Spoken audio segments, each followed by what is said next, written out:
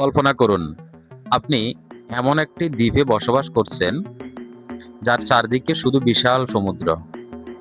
শত শত, এমনকি হাজার হাজার কিলোমিটার দূরে রয়েছে সভ্যতার অন্য কোনো চিহ্ন। নেই ব্যস্ত শহরের কোলাহল, নেই মহাসড়ক, নেই প্রতিবেশী কোনো দেশ। তবুও সেখানে মানুষ বাস করে।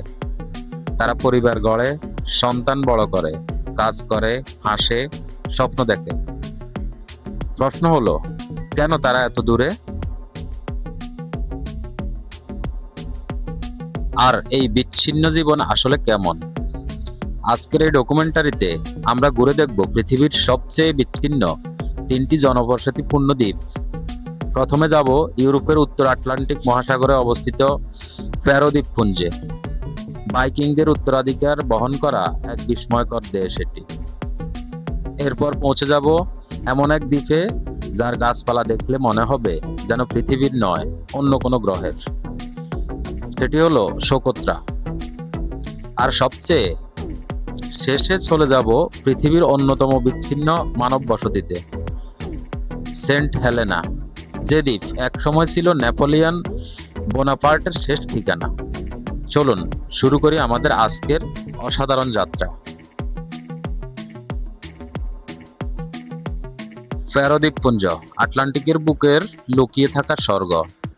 উত্তর আটলান্টিক মহাসাগরের মাঝখানে, নরওয়ে আর আইসল্যান্ডের মাঝামাঝি ছড়িয়ে রয়েছে ছোট ছোট 18টি আগ্নেয় দ্বীপ। এগুলোই ফ্যারো দ্বীপপুঞ্জ। মাত্র প্রায় 55,000 মানুষের বসবাস এখানে। প্রথম দেখায় মনে হবে এ যেন প্রকৃতির আঁকা এক জীবন্ত ছবি। খাড়া পাহাড়, অসংখ্য জলপ্রপাত, সবুজে মোড়ানো উপত্যকা আর ছোট ছোট রঙিন গ্রাম। এত সুন্দর জায়গা পৃথিবীতে সত্যিই আছে, বিশ্বাস করাও কঠিন। কিন্তু এই দ্বীপগুলোর সবচেয়ে বড় বিস্ময় পাহাড়ের উপরে নয়, বরং সমুদ্রের নিচে। ফ্যারো দ্বীপপুঞ্জ নির্মাণ করেছে বিশ্বের অন্যতম অসাধারণ সড়ক যোগাযোগ ব্যবস্থা। এখানে রয়েছে 25টিরও বেশি টানেল, যার কয়েকটি সরাসরি সমুদ্রের নিচ দিয়ে চলে গেছে। আর সবচেয়ে অবাক করার বিষয়, এখানেই তৈরি হয়েছে বিশ্বের প্রথম আন্ডারসি রাউন্ড অ্যাবাউট। ভাবুন তো, আপনি গাড়ি চালিয়ে সমুদ্রের 70 মিটারেরও বেশি নিচে নেমে গেলেন, তারপর সেখানে একটি গোল চত্বর ঘুরে অন্য দ্বীপে চলে গেলেন। মাত্র 55,000 মানুষের জন্য এমন অবকাঠামো সত্যিই অবিশ্বাস্য। ফ্যারোর অর্থনীতির প্রাণ হলো সমুদ্র। শত শত বছর ধরে এখানকার মানুষ মাছ ধরেই জীবন গড়েছে। আজও দেশের রপ্তানি আয়ের বেশিরভাগই আসে মাছ ও সামুদ্রিক খাদ্য থেকে। এখানে অনেক পরিবার আছে যারা প্রজন্মের পর প্রজন্ম একই পেশায় রয়েছে। সমুদ্রই তাদের জীবন, সমুদ্রই তাদের ভবিষ্যৎ। ফ্যারো দ্বীপপুঞ্জের ইতিহাসও কম চমকপ্রদ নয়। প্রায় 1000 বছর আগে নরওয়ের ভাইকিংরা এই দ্বীপে এসে বসতি গড়ে তোলে।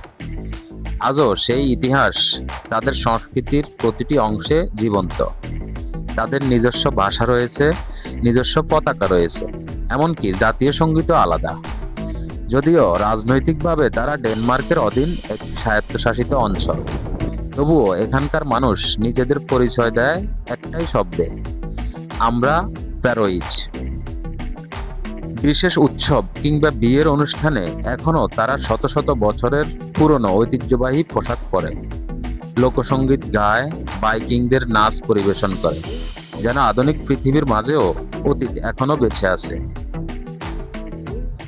ফ্যারোতে অপরাধের হার অত্যন্ত কম, রাস্তা পরিষ্কার, শিক্ষা ও স্বাস্থ্যসেবা প্রায় সম্পূর্ণ বিনামূল্যে। এখানে পুরো দেশে ট্রাফিক সিগন্যালের সংখ্যাও হাতে গোনা। অনেকেই বলেন এখানে সময় যেন একটু ধীরে চলে, মানুষ একে অপরকে চেনে, প্রতিবেশী শুধু প্রতিবেশী নয়, অনেকটা পরিবারের মতো। তবে এই শান্ত জীবনেরও কিছু চ্যালেঞ্জ রয়েছে। উচ্চশিক্ষা কিংবা চাকরির জন্য অনেক তরুণ তরুণী বিদেশে চলে যায়। বিশেষ করে নারীদের সংখ্যা তুলনামূলক কমে যাওয়ায় অনেকেই বিদেশ থেকে জীবনসঙ্গী খুঁজে নিয়ে আসেন। তবুও যারা এখানে থাকেন তাদের কাছে এই দ্বীপই পৃথিবীর সবচেয়ে সুন্দর বাড়ি।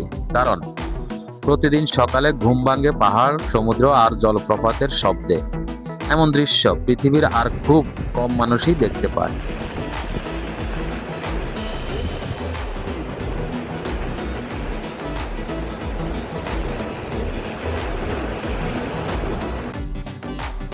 সোকোত্রা পৃথিবীর বুকে এক ভিন গ্রহ। 13 দ্বীপপুঞ্জে মানুষ প্রকৃতির সঙ্গে লড়াই করে আধুনিক জীবন গড়ে তুলেছে। কিন্তু এখন আমরা এমন এক জায়গায় যাচ্ছি যেখানে মনে হবে পৃথিবীর নিয়মই যেন বদলে গেছে।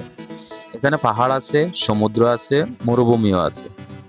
কিন্তু সবচেয়ে আশ্চর্যের বিষয়, এখানকার গাছপালা পৃথিবীর অন্য কোথাও নেই। স্বাগতম সোকোত্রা দ্বীপে। ভারত মহাসাগর আর আরব সাগরের মিলনস্থলের কাছাকাছি ইয়েমেনের অন্তর্ভুক্ত একটি দ্বীপ সোকোত্রা। মূল ভূখণ্ড থেকে বিচ্ছিন্ন হয়ে আছে প্রায় 60 লক্ষ বছর ধরে। এই দীর্ঘ বিচ্ছিন্নতাই তৈরি করেছে এক বিস্ময়কর জীববৈচিত্র্য। এখানে জন্ম নেওয়া অসংখ্য উদ্ভিদ ও প্রাণী পৃথিবীর আর কোথাও দেখা যায় না। বিজ্ঞানীরা একে বলেন the Galapagos of the Indian ocean, আর অনেক ভ্রমণকারী একে ডাকেন পৃথিবীর সবচেয়ে ভিন গ্রহের মতো দ্বীপ। সোকোত্রায় পৌঁছানো এখনো সহজ নয়। প্রতি সপ্তাহে মাত্র সীমিত সংখ্যক ফ্লাইট আসে। অনেক পর্যটককে আগে থেকেই অনুমতি নিতে হয়। এখানে 5 তারকা হোটেলের সারি নেই, বরং বেশিরভাগ অভিযাত্রী রাত কাটান তাঁবুতে, সমুদ্রের ধারে, তারাভরা আকাশের নিচে। এই দ্বীপে বিলাসিতা নয়, প্রকৃতি সবচেয়ে বড় আকর্ষণ।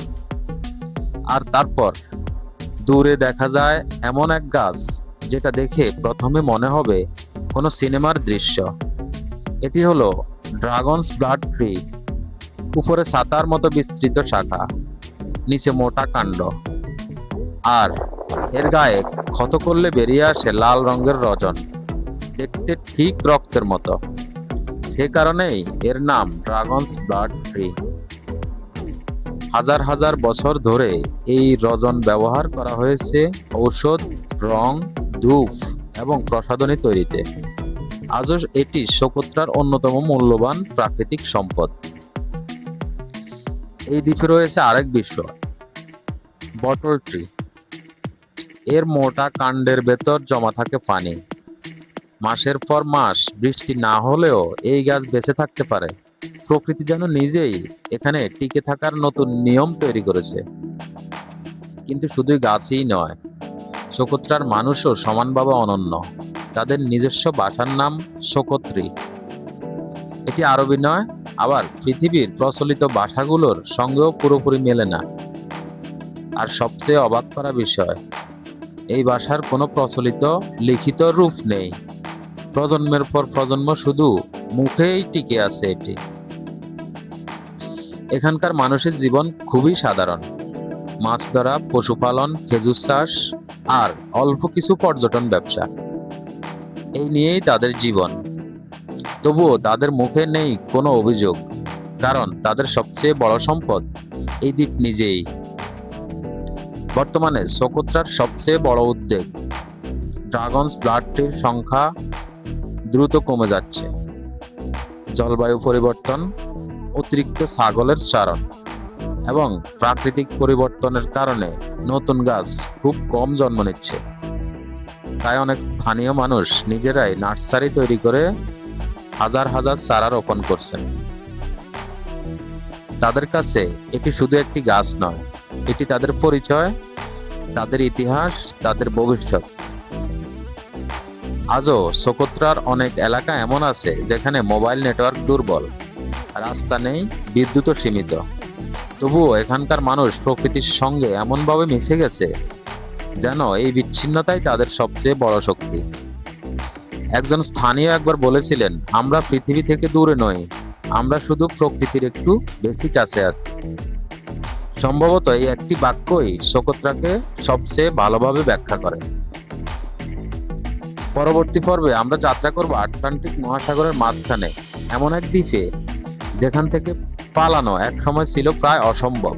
যে দ্বীপে নির্বাসিত হয়েছিলেন ইউরোপের সবচেয়ে শক্তিশালী সম্রাট নেপোলিয়ন বোনাপার্ট। স্বাগতম সেন্ট হেলেনায়। সেন্ট হেলেনা পৃথিবীর শেষ প্রান্তের একাকী দ্বীপ। এখন পর্যন্ত আমরা দেখেছি দুটি ভিন্ন পৃথিবী। একটি আধুনিক প্রযুক্তি দিয়ে বিচ্ছিন্নতাকে জয় করেছে, অন্যটি লক্ষ লক্ষ বছর ধরে প্রকৃতির রহস্যকে আগলে রেখেছে। কিন্তু এবার আমরা যাচ্ছি এমন এক দ্বীপে যেখানে একসময় পৌঁছানো মানেই ছিল পৃথিবী থেকে হারিয়ে যাওয়া। স্বাগতম সেন্ট হেলেনা। দক্ষিণ আটলান্টিক মহাসাগরের বিশাল নীল জলরাশির মাঝখানে আফ্রিকা একদিকে, দক্ষিণ আমেরিকা আরেক দিকে, আর তাদের মাঝখানে একা দাঁড়িয়ে আছে একটি আগ্নেয় দ্বীপ। এটাই সেন্ট হেলেনা।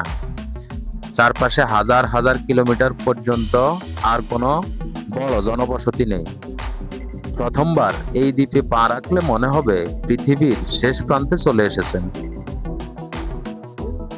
শত শত বছর আগে ইউরোপ থেকে এশিয়ায় যাওয়া জাহাজগুলোর জন্য এটি ছিল বিশ্রামের স্থান। কিন্তু 1869 সালে সুয়েজ খাল চালু হওয়ার পর জাহাজের পথ বদলে যায়। সেন্ট হেলেনা আবারও হারিয়ে যায় পৃথিবীর মানচিত্রে। এতটাই বিচ্ছিন্ন হয়ে পড়ে যে বহু বছর ধরে এখানে পৌঁছানোর একমাত্র উপায় ছিল সমুদ্রপথ। কয়েকদিনের নয়, অনেক সময় কয়েক সপ্তাহের দীর্ঘ যাত্রা। কিন্তু এই ছোট্ট দ্বীপটি ইতিহাসে অমর হয়ে আছে আরেকটি কারণে। 1815 সালে ওয়াটারলুর যুদ্ধে পরাজিত হলেন ইউরোপ কাঁপানো সম্রাট নেপোলিয়ন বোনাপার্ট। ব্রিটিশরা জানতো যদি তাকে ইউরোপের কোথাও রাখা হয় তাহলে হয়তো আবারও ক্ষমতায় ফিরে আসতে পারেন। তাই তারা বেছে নিল পৃথিবীর সবচেয়ে বিচ্ছিন্ন স্থানগুলোর একটি, সেন্ট হেলেনা। এখান থেকে পালানো প্রায় অসম্ভব ছিল, কারণ চারদিকে শুধু সমুদ্র, কোনো প্রতিবেশী দেশ নেই, কোনো স্থলপথ নেই, শুধু অসীম জলরাশি। নেপোলিয়ন জীবনের শেষ 6 বছর কাটিয়েছিলেন এই দ্বীপেই। আজও তার বাড়ি সংরক্ষিত রয়েছে। তার ব্যবহৃত ঘর, তার বাগান, তার হাঁটার পথ সবকিছু যেন ইতিহাসের নীরব সাক্ষী। তার কবরও এক সময় এখানেই ছিল। পরে তার মরদেহ ফ্রান্সে নিয়ে যাওয়া হলেও সেই স্থানটি আজও পর্যটকদের কাছে এক ঐতিহাসিক স্মৃতিচিহ্ন। বর্তমানে সেন্ট হেলেনার জনসংখ্যা প্রায় 5000। এখানে এমন মানুষও আছেন যারা জীবনে কখনো দ্বীপের বাইরে যাননি। সবাই সবাইকে চেনে। কেউ নতুন এলে খুব দ্রুত খবর ছড়িয়ে পড়ে। এখানে অপরিচিত মানুষও বেশিক্ষণ অপরিচিত থাকে না। দ্বীপটির রাজধানী জেমস টাউন, ছোট্ট একটি শহর। দুই পাশে খাড়া পাহাড়, মাঝখান দিয়ে নেমে গেছে সরু রাস্তা, সামনে আটলান্টিক মহাসাগর। শহরের পরিবেশ এতটাই শান্ত যে মাঝে মাঝে মনে হয় সময় যেন এখানে থেমে আছে। সেন্ট হেলেনার আরেকটি গর্ব তাদের কফি। বিশ্বের অন্যতম বিরল এবং উচ্চমানের কফির মধ্যে ধরা হয় এখানকার কফিকে। প্রায় 300 বছর ধরে একই ঐতিহ্য অনুসরণ করে এই কফি চাষ করা হচ্ছে। পরিমাণে খুব কম উৎপাদন হয়, তাই বিশ্বের বাজারে এর চাহিদা অনেক বেশি। 2017 সালে এই দ্বীপে প্রথম বাণিজ্যিক বিমান চলাচল শুরু হয়। এর আগে জাহাজই ছিল একমাত্র ভরসা। আজও প্রতি সপ্তাহে খুব অল্প সংখ্যক ফ্লাইট আসে। তাই আধুনিক যুগও সেন্ট হেলেনা পৃথিবীর অন্যতম বিচ্ছিন্ন জনবসতি হিসেবেই রয়ে গেছে। তবুও এই দ্বীপের মানুষ নিজেদের ভাগ্যবান মনে করেন, কারণ তাদের কাছে নেই শহরের কোলাহল, নেই যানজট, নেই দূষণ, আছে নির্মল বাতাস, আছে নিরাপদ সমাজ, আর আছে একে অপরের প্রতি অদ্ভুত আন্তরিকতা। হয়তো এই কারণেই এখানে জীবন ধীরে চলে, কিন্তু সুন্দরভাবে চলে। পৃথিবীর এই 3টি দ্বীপ 3টি সম্পূর্ণ ভিন্ন গল্প বহন করে। ফ্যারো দ্বীপপুঞ্জ আমাদের শেখায় মানুষ চাইলে প্রকৃতির কঠিন চ্যালেঞ্জের মাঝেও আধুনিক সভ্যতা গড়ে তুলতে পারে। সোকোত্রা মনে করিয়ে দেয় প্রকৃতিকে সময় দিলে সে এমন বিস্ময় সৃষ্টি করতে পারে যা পৃথিবীর আর কোথাও দেখা যায় না।